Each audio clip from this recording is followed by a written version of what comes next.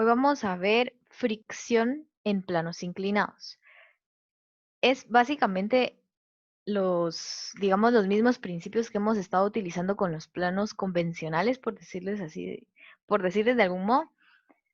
La diferencia es que pues están inclinados, no vamos a tener, digamos, una línea horizontal por donde se mueve el carrito, por donde se mueve la persona, la caja, el objeto, sino que va a estar en una rampa, por ejemplo, o ¿qué otra cosa puede ser? Una montaña, etcétera. O sea, no va a ser un plano totalmente horizontal, sino va a tener cierto grado de inclinación. Y vamos a ver cómo se trabaja. Como les digo, prácticamente es lo mismo. Hay un par de cosas que tenemos que considerar y ahorita les voy a decir cuáles son. Este ejemplo dice, un bloque de concreto de 120 newtons está en reposo en un plano inclinado a 30 grados. Si el coeficiente de fricción cinética es de 0,5, hay dos incisos. El inciso A es, ¿qué fuerza P paralela al plano y dirigida hacia arriba de este hará que el bloque se mueva a velocidad constante y hacia abajo del plano con velocidad constante? Para entender un poquito del problema, pues nos dan un diagrama. Como les digo, a veces nos dan diagrama, a veces no nos dan diagrama y nosotros tenemos que aprender a realizarlos dependiendo de los datos que nos estén dando en el problema. Aquí tenemos un bloque de concreto, que sería este rectángulo que tenemos aquí, y sabemos que el peso, fíjense para dónde va el peso, va verticalmente hacia abajo. No, digamos, no me dibujaron a mí el peso de esta manera, ¿verdad? Como hacíamos antes, que teníamos la horizontal así y el peso iba de una vez para abajo. El peso, si se dan cuenta, sigue siendo para abajo, aunque el plano vaya para donde vaya, sigue estando vertical hacia abajo. Eso es importantísimo que nos fijemos porque puede, digamos, alterar nuestras respuestas cuando ya hagamos nuestra sumatoria de fuerzas, porque eso sigue siendo prácticamente lo mismo. Ahora, un plano inclinado a 30 grados, o sea que esta es la inclinación que tiene hacia arriba, ¿verdad? O sea, 30 grados positivos. La horizontal es esta. ¿Y qué me dice? Pues este dato ya lo tenía, que el coeficiente de fricción cinética es de 0,5 y que yo necesito encontrar el valor de P.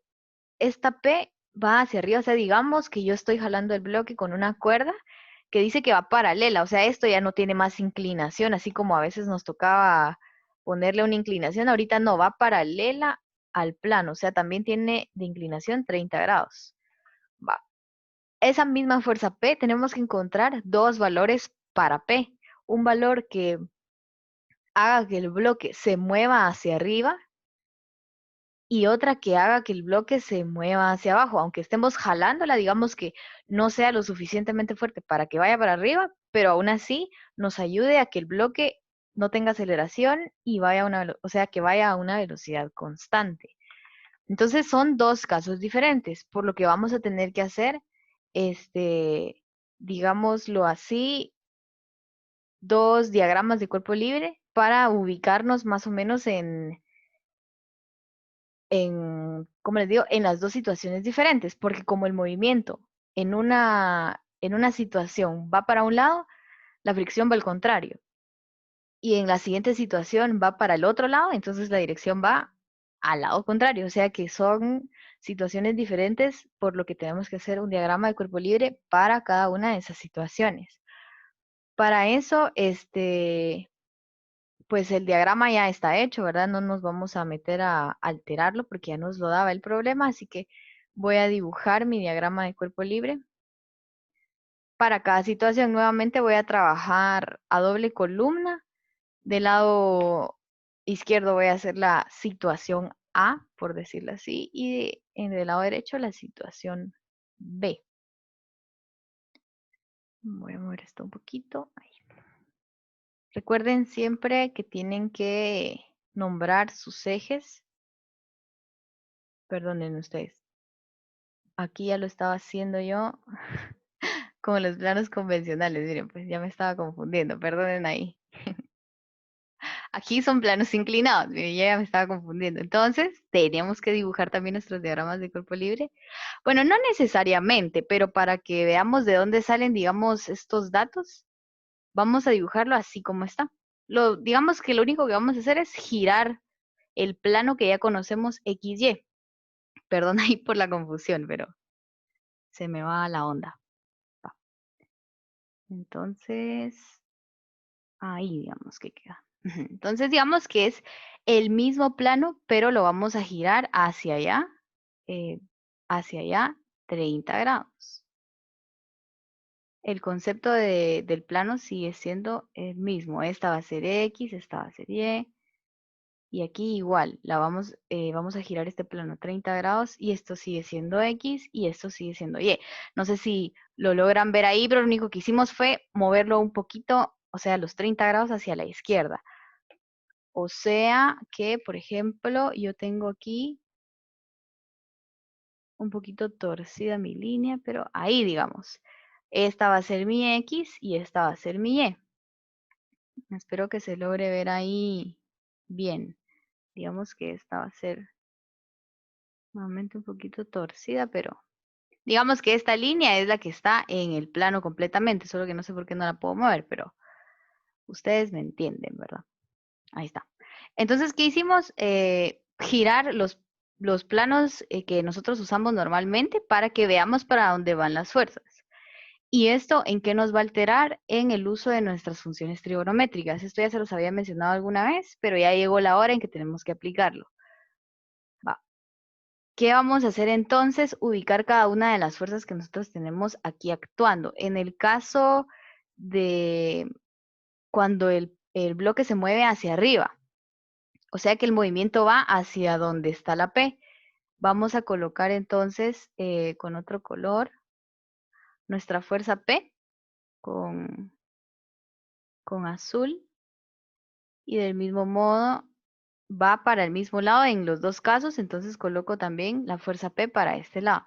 Y le voy a poner nombre. PA le voy a poner y PB para que sepamos que es cuando está en la situación A y cuando está en la situación del inciso B. Va. Ahora vamos a dibujar el peso. Les dije que el peso va siempre, siempre vertical hacia abajo. Entonces, va de esta manera. Igual en el segundo caso, va hacia abajo. Así, no importa qué inclinación tenga, el peso siempre va vertical hacia abajo. No se va a mover para ningún otro lado, sino que como es atraído hacia el centro de la Tierra por la gravedad, entonces siempre va a ir vertical hacia abajo, sin importar para dónde esté inclinado mi plano o si está horizontal o como sea. Va. ¿Qué más fuerzas podemos encontrar ahí? O sí, más vectores, digamos. Aquí tenemos una fuerza de fricción porque nos están diciendo que va a haber movimiento. Y en este caso, si se dan cuenta, no estoy haciendo yo dos diagramas de cuerpo libre porque tengo el caso en donde empiezo en reposo, digamos, y la otra donde ya se está moviendo, que era el coeficiente, perdón, la fuerza de fricción estática y cinética. Ahorita solo estamos en el caso del coeficiente de fricción cinética, pero son dos casos diferentes, digamos que dos ejercicios por separado que solo nos piden encontrar o utilizar la fuerza de fricción cinética. No tenemos que confundir esa parte. Entonces, si en otro ejercicio, por ejemplo, nos dicen que tal coeficiente de fricción cinética y estática, tal vez también tenemos que usar dos diagramas de cuerpo libre, pero no vamos a necesitar, digamos, hacer o cumplir con dos incisos. O sí, y tenemos que hacerlo 4 veces, por ejemplo, en un ejercicio que sea más largo. Pues yo no les voy a dejar uno así de largo por ahora, pero es bueno que sepamos que puede pasar, ¿verdad? Va, vamos a seguir con las fuerzas. Perdón, me fui un poquito ahí por las ramas. ¿Qué otra fuerza podemos ver? Como les decía, en el caso A, la fuerza va, el movimiento va conforme a la fuerza P. Por lo tanto, la fuerza de fricción va a ir al contrario del movimiento. O sea, yo lo voy a apuntar aquí.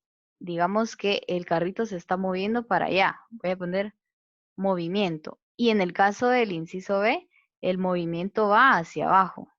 Solo para ubicarme, esto no va dentro, digamos, del diagrama de cuerpo libre. Pero sí me sirve para saber que como la fuerza de fricción es fuerza de fricción, va contrario al movimiento, entonces yo de esa manera voy a ir ubicando mis fuerzas de fricción. Entonces aquí voy a poner fuerza de fricción cinética y aquí también fuerza de fricción cinética. Va. Ahora tengo que darme cuenta de una cosa interesante. Cuando nosotros trabajamos con planos convencionales, por decirlos de esa manera, no tenemos que encontrar nunca, ¿se recuerdan? Las componentes vectoriales del peso, porque el peso siempre había estado sobre el plano, sobre el eje Y. Lo voy a dibujar de este lado. Digamos que este siempre había sido mi plano normal y mi peso siempre había estado en el eje Y. Entonces ya sabía yo que el peso iba a ser la componente en Y porque estaba sobre Y. Ahora que el plano está inclinado, si yo me doy cuenta, el peso se sale del plano. O sea, tiene una inclinación. Por lo tanto, ahora sí tengo que encontrar las componentes del peso.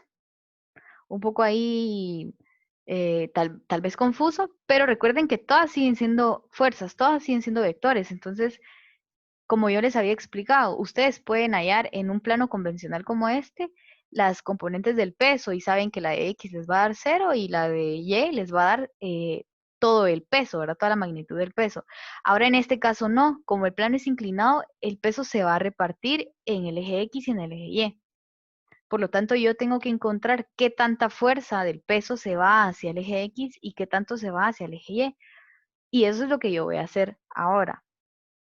Con P y con la fuerza de fricción, ya me doy cuenta que están sobre el plano, eh, perdón, sobre el eje directamente en X. Entonces, por ejemplo, ahí ya no tengo que encontrar las componentes. Pero como les digo, pueden hacerlo. Por cuestión de tiempo, pues yo no me voy a poner a encontrarlas sabiendo que ya sé que van a ser completamente las componentes en X. Entonces, ¿qué voy a hacer ahora? Voy a encontrar las componentes del peso. Si necesitara yo, por ejemplo, que en el ejercicio me digan que la fuerza no es paralela, sino que tiene una inclinación de tanto y esta punta para otro lado, entonces ahí también tengo que encontrar sus componentes. En este caso, pues, como les digo, solo el peso es necesario pues, que yo encuentre sus componentes. ¿Qué voy a hacer ahora? Antes de comenzar a hacer el procedimiento que ya sé hacer de componentes, no importa de qué fuerza sea, tengo que encontrar a cuánto está inclinado. Se dan cuenta que aquí hay una inclinación, pero a mí no me dicen el peso está movido. No, porque el peso es vertical hacia abajo. Lo que se movió fue el plano. Entonces yo tengo que encontrar una inclinación, este, para poder, pues, utilizar nuestras funciones trigonométricas y encontrar ese valor de componentes en X y en Y. ¿Qué voy a hacer entonces? Tengo que analizar, y a algunos no les gusta mucho esto, pero tengo que analizar mi figura o mi diagrama del principio, como utilizando las propiedades de los ángulos, que ya habíamos visto un repaso así flash sobre las propiedades de los ángulos. Entonces, desde ahí tengo que partir. Se dan cuenta que no lo vamos a dejar de utilizar. ¿Qué voy a hacer yo? Voy a colocar una línea, vamos a decir que completamente horizontal, no sé si me torcí un poquito, pero completamente horizontal, o sea que es paralela a esta otra línea que yo tengo dibujada, no me deja ponerla más abajo, así que la voy a dibujar a mano, perdonen ahí porque si me sale torcida, pero es paralela a esta línea de aquí. Va. ¿Se recuerdan que había una propiedad de los ángulos que me decía que cuando yo tengo dos líneas paralelas y una línea que las atraviesa las dos, puedo tener estos otros ángulos que, por ejemplo, este que es de 30 grados, va a ser el mismo que este de este lado. Bueno, ¿y eso para qué me va a servir? ¿Va? Para que yo vea, no me va a servir directamente para encontrar la inclinación del peso. Cuando ya agarremos un poquito más de práctica y experiencia, yo voy a saber rápidamente a cuánto está el peso, pero quiero saber, perdón, quiero que ustedes sepan de dónde es que sale esta inclinación. Entonces, yo sé que esta línea de este lado, digamos que sería mi eje X, va a estar a 30 grados de la horizontal. Lo mismo que pasa aquí abajo, ¿verdad? Entonces, el peso está de este lado. Si yo dibujo una línea que sería, por ejemplo, mi eje Y, voy a tratar de que quede aquí en medio. Ahí está. Muy bien. Yo sé que de aquí, voy a dibujarlo con otro color, de esta línea a esta línea que acabo de dibujar, o sea, de X a Y, yo sé que hay 90 grados. De X a Y. Por concepto, porque son planos que están perpendiculares, perdón, ejes que son perpendiculares entre sí. Va.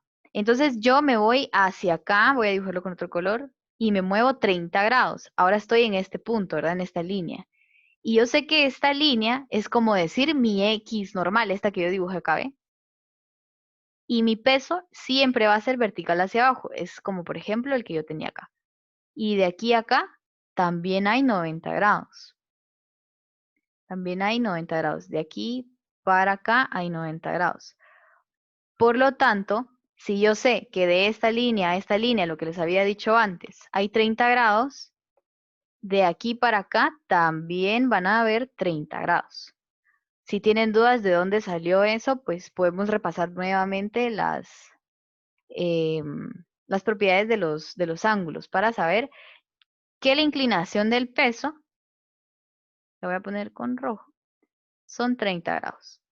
Hubieran dicho, tal vez estarán diciendo ahorita tanto relajo, nos hubiera dicho ya que era igual que el plano, pero tenemos que saber de dónde sale, ¿sí? Y no siempre va a ser así, porque no siempre los planos van a ser igual a este. Recuérdense que todos los casos son diferentes y yo tengo que aplicar cada concepto que pueda para saber, porque si me lo aprendo de memoria, en cualquier momento se me puede olvidar, pero si yo sé de dónde surge, lo mismo con las fórmulas, digamos. Si yo sé dónde sale, aunque me tarde un poquito más, puedo llegar a la misma respuesta y seguro lo voy a tener bien. Va, ahora que ya sé la inclinación del peso, vamos a hacer como que el peso es una fuerza común y corriente como la que habíamos trabajado antes y vamos a encontrar sus componentes. Primero vamos a empezar por la componente en X y luego vamos a ir con la componente en Y. Va, porque sé que el peso en sí vale, ¿verdad? Es de 120 newtons. Entonces tenemos nuestra magnitud vectorial. Ahora, esto es muy interesante y necesito que tomen nota, por favor, necesito que tomen nota. Cuando nosotros trabajábamos planos convencionales como el que les dibujé de este lado, cuando teníamos que sacar componentes en X, utilizábamos coseno, lo voy a apuntar aquí. Para componentes en X usábamos coseno del ángulo. Y para encontrar componentes en Y usábamos seno del ángulo. Ahora, aquí es donde quiero que hagan las anotaciones. Cuando estamos hablando de planos inclinados, cuando queremos encontrar componentes en X, vamos a utilizar el seno del ángulo. Y cuando querramos encontrar componentes en Y, vamos a usar el coseno del ángulo. ¿A qué se debe esto? A que pues tengo que fijarme bien ahora para dónde es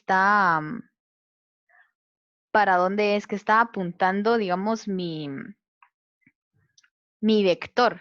Entonces, si yo, por ejemplo, quiero encontrar este pedacito de aquí que sería mi componente en X, ¿verdad? Porque está aquí paralela a este eje de aquí.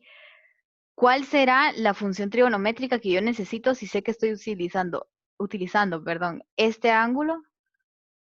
¿Quién será el cateto que necesito encontrar? El cateto opuesto, ¿verdad? Entonces voy a usar seno. Y ahora lo mismo para el para el eje Y. Yo quiero encontrar esta componente que está aquí. Entonces estoy utilizando este mismo ángulo. ¿A quién quiero encontrar? Al cateto adyacente. Entonces, ¿a quién voy a utilizar?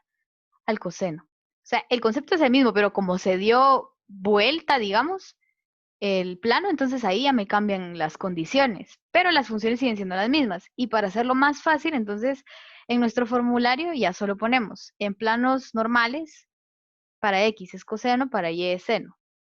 Y en planos inclinados, para X es seno y para Y es coseno.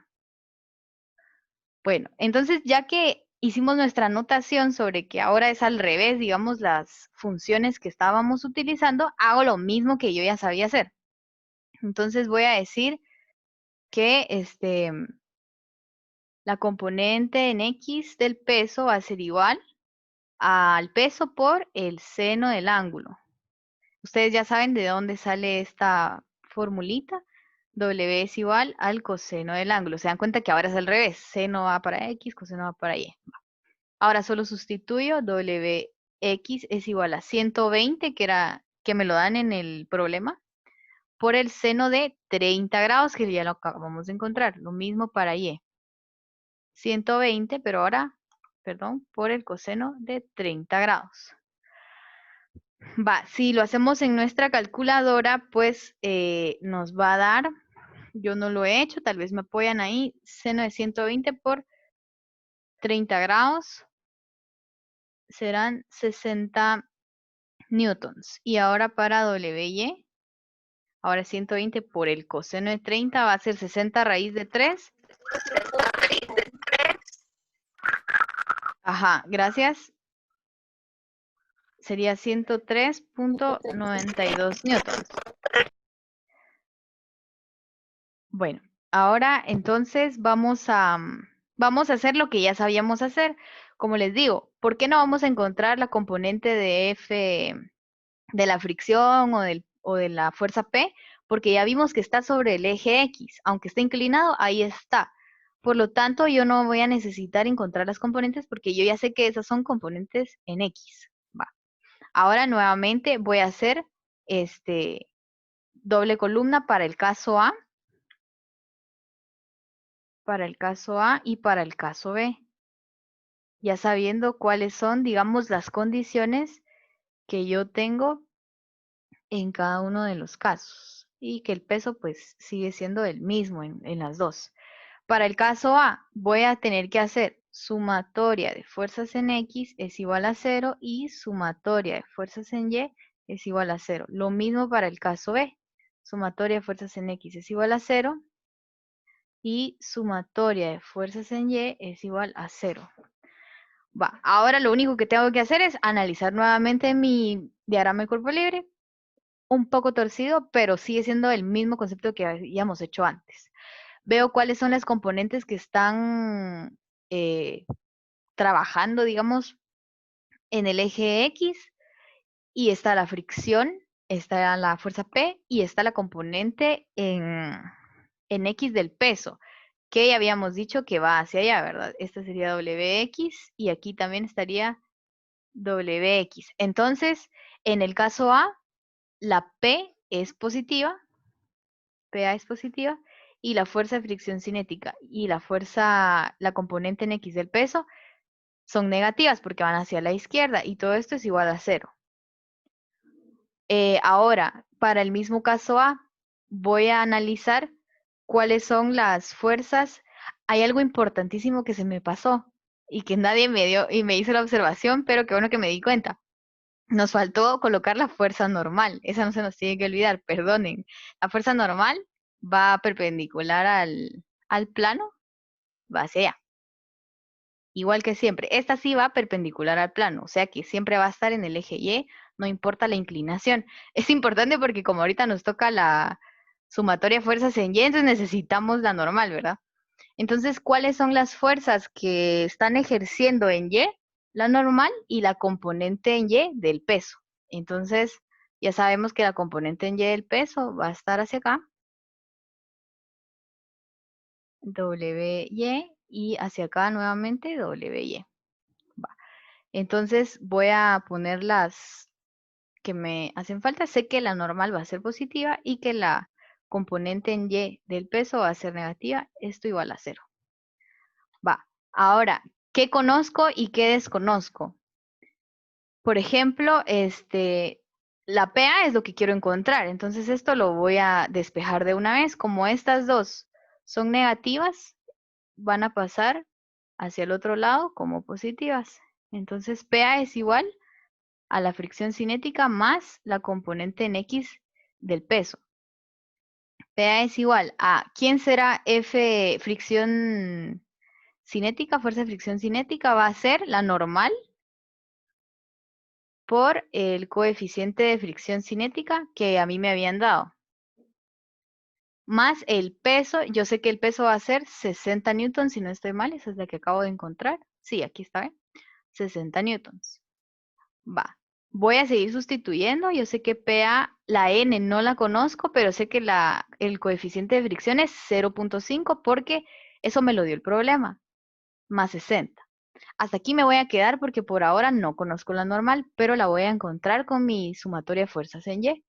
Entonces, yo sé que la normal va a ser igual a la componente en Y del peso, porque esta es negativa y yo la paso hacia acá como positiva.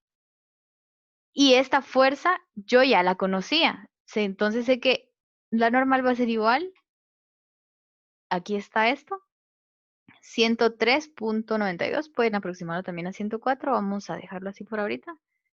103.92 newtons, va. Ahora que ya encontré la normal, voy haciéndolo paralelo, ¿se dan cuenta? Una necesita de la otra, entonces voy a colocarla aquí donde corresponde. Ahora yo ya puedo decir que la P que yo necesito para el inciso A va a ser igual a 103.92 por 0.5 más 60. Entonces, si yo hago eso en mi calculadora, sé que la PA me va a dar igual aproximadamente 112 newtons. Da 111.96 por ahí, pero lo vamos a aproximar a 112 newtons. Esa es mi primera respuesta. Listo. Ahí ya cumplí con el inciso A. Ahora voy con el inciso B, que viene siendo casi lo mismo. Solo lo que tengo que analizar es cómo van mis fuerzas en el plano, en el diagrama de cuerpo libre. Va. Vamos con X. Me voy hacia arriba. Veo que en X está trabajando negativo el peso y positivo está la fuerza de fricción y está la fuerza P que necesito encontrar. Entonces, yo voy a decir que PB más la fuerza de fricción menos el peso en X es igual a 0. Se dan cuenta que cambia un poco con el caso A. Por eso sé que hay que hacer diferentes diagramas de cuerpo libre. Y en el caso de la sumatoria de fuerzas en Y va a ser lo mismo. Sé que N va a ser positiva, la normal, y la única fuerza negativa en Y va a ser la del peso. Eso es igual a 0. N va a ser igual a la componente en Y del peso. O sea, esto no lo tienen que volver a hacer. Eso ya se los había dicho una vez. La normal va a ser la misma. Y la normal va a seguir siendo de 103.92 newtons. Ahora, ¿qué me interesa a mí? Pues encontrar la P en el caso B. Entonces voy a despejarla. Dice que PB es igual a la componente en X del peso menos la fuerza de fricción cinética. ¿Por qué le di vuelta? Pues porque esta estaba negativa y acá pasa positiva, y esta estaba positiva y acá pasa negativa. Solo les di vuelta para que se nos haga más fácil la operación. Ahora, PB es igual. La componente en X del peso, yo ya la conozco, sé que son 60 newtons, menos la fuerza normal, que sería 103. Bueno, lo vamos a poner paso a paso para que no nos hagamos bolas. La normal por el coeficiente de fricción cinética. Entonces, 60 menos la normal, yo sé que es 103.92 por 0.5. PB es igual, hago esa operación, me da 8.04 newtons. Entonces yo puedo asegurar que PB es igual, lo voy a dejar como 8 newtons para aproximarlo a un número entero y esa sería mi respuesta. Entonces yo puedo redactar la fuerza necesaria en el caso A, o en la fuerza necesaria para que el bloque vaya hacia arriba con una velocidad constante es de 112 newtons. Y la fuerza necesaria para que el bloque vaya a una velocidad constante hacia abajo es de 8 newtons. Entendiendo un poco lo que obtuvimos acá, se dan cuenta que para que vaya hacia arriba necesito aplicar más fuerza, jalar más duro. Y para que vaya hacia abajo, pero controladamente, digamos, no acelere y se vaya así de una vez en la rampa, sino que vaya siempre a la misma velocidad, necesito fuerza, siempre necesito hacer fuerza, pero una menor fuerza. Entonces, ese sería eh, la resolución completa, esa sería la resolución completa de este tipo de ejercicio. Se dan cuenta que es casi lo mismo, pero hay cositas que varían que tenemos que anotar y tener siempre en cuenta.